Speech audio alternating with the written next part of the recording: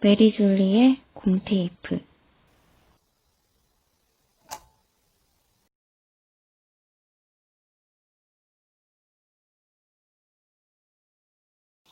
안녕하세요. 메리줄리입니다. 근데 저 약간 금세 좀 머리가 자란 것 같아요. 빨리빨리 기르는 중이에요. 오늘 사연 주신 분은 어리TV님이 주셨고요. 한번 사연부터 먼저 소개해드리도록 할게요.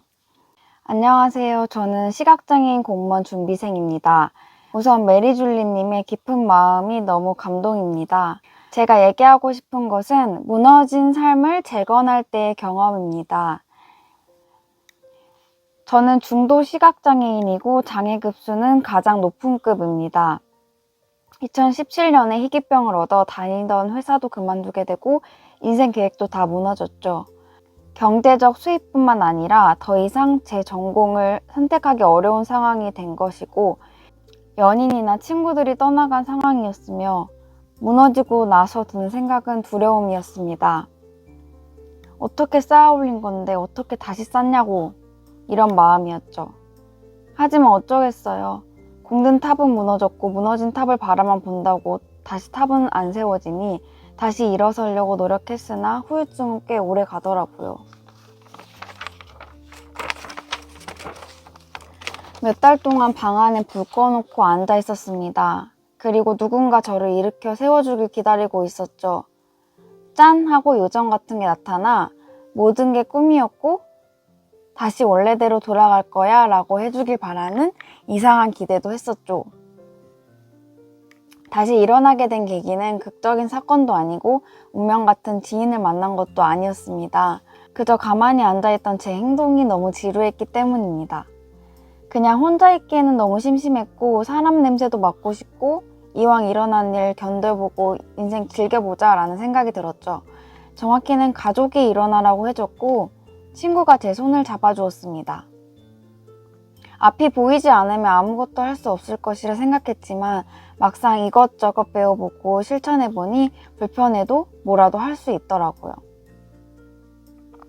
할 수 있는 직업을 알아보니 시각장애인의 80%는 안마사이고 그 외에 웹 접근성, 사무보조, 사회복지사 등을 하는데 일부 시각장애인은 공부해서 교사나 공무원도 될 수 있다고 하네요.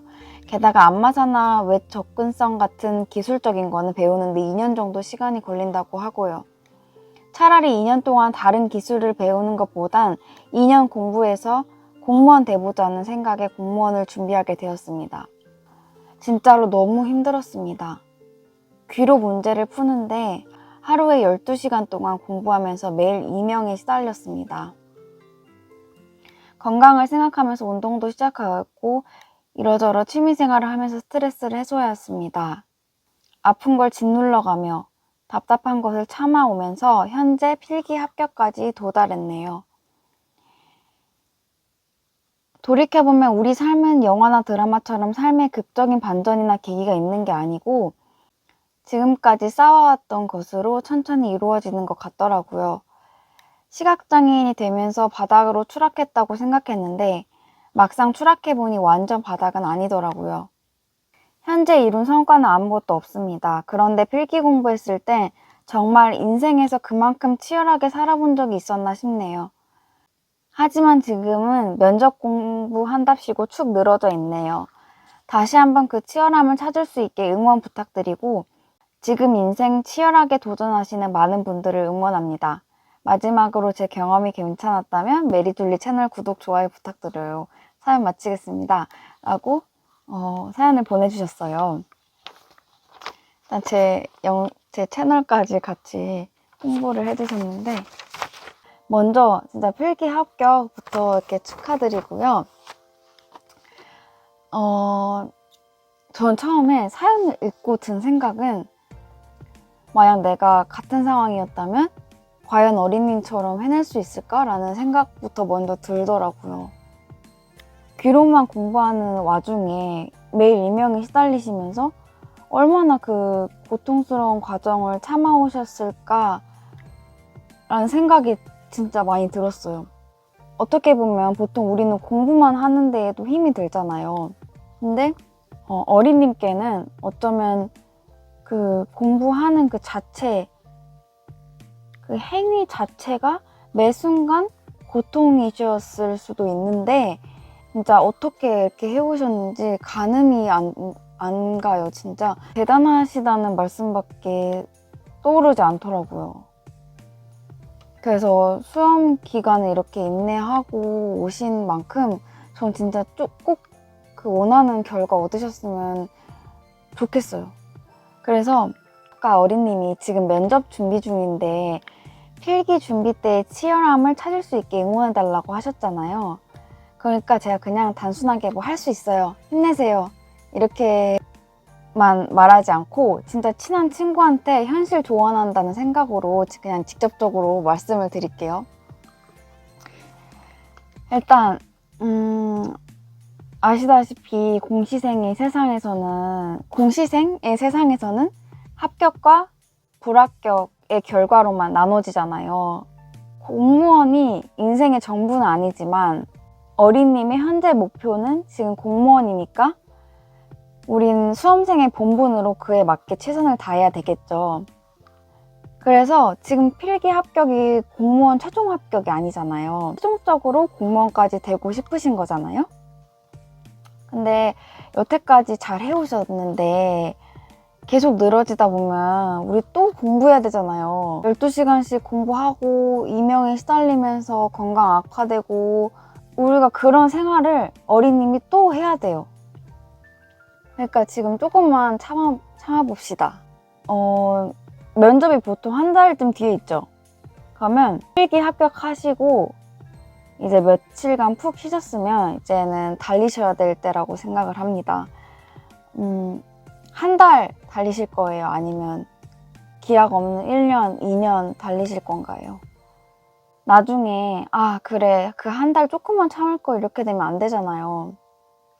내 자신에게 떳떳하게 공무원을 준비해야지 미련이 남지 않을 거 아니에요? 제가 2년째 됐을 때 더 이상 공부 못하겠다는 그런 순간을 느꼈어요. 그때는 내가 아무리 의지가 강해도 내가 더 이상 나를 끌고 갈 자신이 없다라는 생각까지 들더라고요. 그리고 몸이 뭔가 뜻대로 안 움직여졌어요. 진짜 다 쏟아부어서 더 이상 연료가 남아있지 않고 그냥 다 완전 소진된 느낌? 혹시라도 어린님이 나중에 준비를 더 하고 싶어도 여러 가지 만약에 상황이 안 따라주게 된다면 얼마나 속상하시겠어요. 그쵸? 이제 그런 걸 대비해서 하는 데까지 후회 없이 해봐야 되는 건데 그럼 끝까지 열심히 준비해봐야 후회가 안 남겠죠? 근데 지금 열정이 만약에 사라진다면 너무 진짜 안타까울 것 같아가지고 제가 조금 쓴소리를 했어요. 괜찮아요? 괜찮죠? 이 정도는? 이럴 때는 주위에서 당사자한테 쉽게 하지 못할 말들을 해줘야 돼요. 현실 딱 충격을 받을 수 있게. 좀 제가 저런 말을 하네?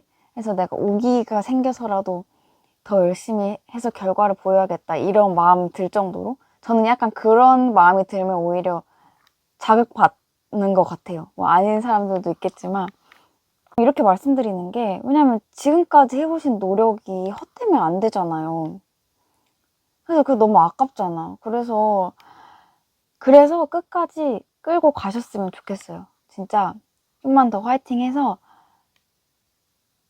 나가시고 집중 안 되시면 메일 또 주세요. 제가 혼내드릴게요. 저는 장난이고 혹시 또 힘드시면 아무튼 메일을 주세요. 사실 우리 어린님이 공부도 하시고 운동도 병행하면서 준비 잘 해오셨던 분이라 저는 그냥 잘 하실 것 같거든요. 그렇게 좌절을 했다가 다시 일어나게 된 계기도 혼자 있기엔 심심하고 이왕 일어난 일 견뎌보고 인생 즐겨보고 싶다고 하셔서 이렇게 공무원 공부하신 것처럼 아마 막 쉬시다가도 이럴 때가 아닌데 지루해 나 그냥 면접 공부해야지 이렇게 쉽게 또 금방 스스로 깨달으실 것 같아요. 근데도 이제 약간의 쓴소리를 드린 이유는 이제 어린님께서 치열함을 다시 찾을 필요가 있다고 하셔가지고 드린 말씀이고, 전 진짜 지금까지 해내오신 그 모습에 존경심이 드는 거는 진짜 변함이 없어요. 아까는 이제 조금 좀 친하게 친근하게 조언을 드려본 거고, 그래서 일단 다시 한번 필기 합격하신 거 축하드리고, 일단 최종 합격까지 그 기세를 몰고 가셨으면 좋겠어요. 아셨죠? 같이 파이팅 해요. 파이팅! 사연 보내주셔서 감사드립니다. 다시 한번 사연 보내드리는 방법을 알려드리겠습니다. 아래 메일로 보내주시면 되고요.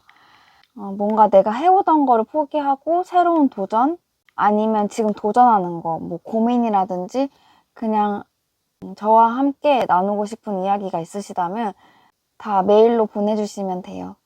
사실 저는 생각을 공유하는 게 좋더라고요. 이렇게 구독자분들의 객관적인 조언, 댓글, 전 이런 게 힘이 많이 됐어요. 그래서 저번에 영상 댓글 보면서 또 한 번 느꼈던 거는, 그렇게 진로 고민이신 분이 사연을 주셨는데 조언을 그런 댓글로 얻을 수 있었잖아요. 그래서 이렇게 내가 이 사연을 통해서 또 내가 알게 되는 것도 있고, 또 내가 또 조언해준 말도 생기는 거고, 이게 다 서로 약간 상생하는 과정이라고 생각을 해요. 그래서 이렇게 하면서 내 뭔가 시각도 넓어지고 사고의 폭도 좀 깊어지지 않나 그렇게 생각을 하거든요. 뭐 근본적인 거는 책을 많이 읽으면 그렇게 되겠지만, 그렇게 사람들과 댓글로 소통한다는 게 얼마나 진짜 값진 일인 건지 다시 한번 느낄 수 있게 되었고, 그래서 너무 좋아요. 사실 요즘에 조금 제 자신이 약간 좀 불안정한 상태예요. 그래서 처음에는 내가 이렇게 불안정하고 힘든데 남의 사연을 들어주고 내가 이렇게 조언해줄 자격이 있을까? 그런 생각도 좀 많이 들었어요. 제 스스로를 돌보기에도 조금 힘이 들더라고요. 그래서 내가 다른 사람들에게 도움을 줄 수 있을까? 이 생각을 해봤는데, 이 사연들을 전 읽으면서 답변을 준비하면서 한 번 더 또 치유가 되더라고요. 그러니까 사연 덕분에 치유가 되고, 또 제가 사연을 통해서 공유하고 하면서 서로 치유하면서 나갈 수 있는 것 같아요.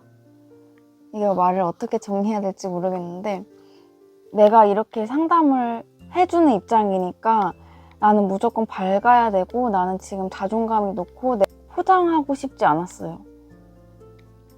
솔직히 내가 너무 불안정하면 나한테 누가 상담을 할까? 이런 것 때문에 좀 힘든 것을 털어놓기도 두렵기도 했는데, 내가 꼭 많은 것만을 갖고 있다고 공유할 수 있는 자격이 되는 게 아니라, 중요한 거는 그 공유하고자 하는 마음이라고 하던 그런 댓글을 봤어요. 어떤 유튜브를 보다가. 제가 사연을 받은 걸 이제 좀 읽어보면 진짜 힘들어서 어떻게 해야 될지 모르시는 분들이 계시는데, 제가 그때 그 상황을 겪어봤으니까 최대한 제 입장에서 나라면 어떻게 했을까를 생각해 보면서 도움을 드리고 싶은 거고, 사연을 받고 이렇게 상담 같이 해주는 게 저는 되게 좋아요. 그래서 좀 지속될 수 있게 여러분들이 많이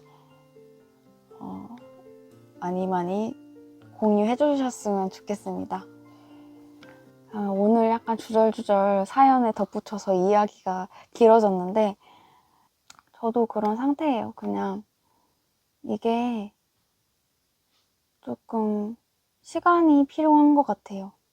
지금 내면을 좀 좀 이렇게 다지고 있는 상태라서 아직 좀 그렇습니다. 그냥 제가 그러한 생각을 요새 갖고 있다는 거를 말씀드리고 싶었고, 이렇게 저는 얘기해야 하는 게 마음이 편해요. 어떡해요. 저가 이런 게 좋은데. 어쨌든 오늘도 이렇게 퇴근하자마자 지금 오자마자 이렇게 찍었고, 이제 밥을 먹어야 될 것 같아요. 아무튼 이게 제 최근 그냥 있었던 일이고, 일단 주절주절 오늘 영상 들어주셔서 감사하고요. 여러분 또 다음에 봐요. 안녕. 아쉽다.